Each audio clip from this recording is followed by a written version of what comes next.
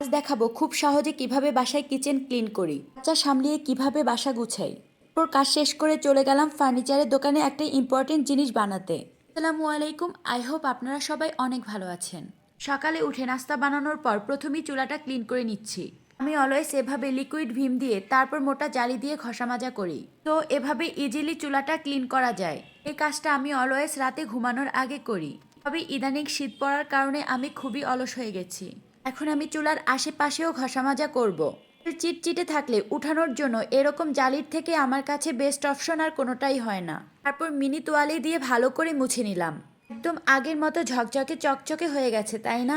আমার কাছে মনে হয় যে পরিষ্কার চুলা রান্না করতেও খুব ভালো লাগে। যদিও চুলা পরিষ্কার করার এই ব্যাপারটা আমার রাতে করতেই ভালো লাগে, তাহলে সকালে উঠে একদম ফ্রেশ মুডে রান্না করা যায়। তারপর আমি চুলার অন্যান্য পার্টসগুলো ভালো করে ক্লিন করে পানি ঝরাতে রেখে দিলাম।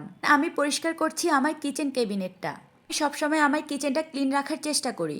তারপর কাজ শেষ করে সকালের 1 কাপ চা আরাম করে খেলাম। তারপর টিভিতে বাবুর পছন্দের ছড়াটা ছেড়ে দিলাম। গুছানোর এই সময়টাতে আমি ওকে বিভিন্নভাবে রাখার চেষ্টা করি। কাজ শেষ করে চলে আসলাম বিছানা গুছাতে। বিছানা গুছানোর আগে এখন প্রতিদিনের কাজ হলো ওর খেলনা গুছানো। যদিও গুছিয়ে একদমই লাভ হয় না, আবার কিছুক্ষণ পর সব খেলনা দিতে হবে।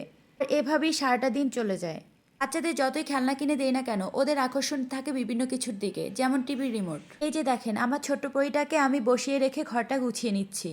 তারপর বিকালের দিকে চলে গেলাম একটু ফার্নিচারের দোকানে। দিন ধরে ভাবছিলাম আমি একটি ভ্যানিটি নিব, যেহেতু আমার কিনা ভ্যানিটিতে হবে না, সো আমি চাচ্ছিলাম একটু কাস্টমাইজ করে বানাবো।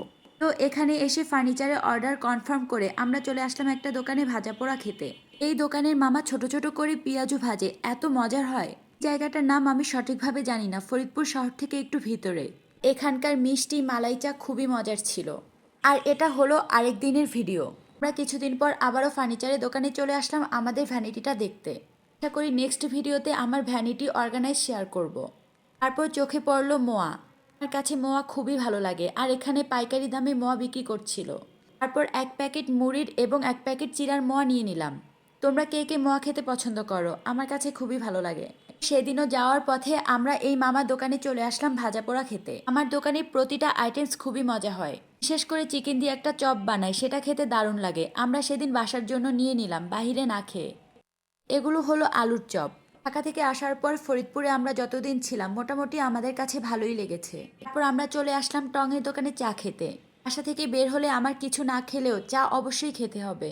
এখানে বসে বসে আমার বাচ্চাটা তো মহা খুশিতে নাচতেছিল। এই তো চা হাজির। চা শেষ করে বাসায় ফেরার পথে ভাবলাম কিছু ফল কিনে নেই। তো আমার হাজবেন্ড এখানে সবেদা দেখতে ছিল। আমরা দুজনেই এই ফলটা খুব মজা করে খাই। চলে যাচ্ছি বাসায়। যেহেতু অটোতে অনেক বাতাস লাগে, তাই আমরা বাবুকে তোয়ালে দিয়ে পেঁচিয়ে নিলাম।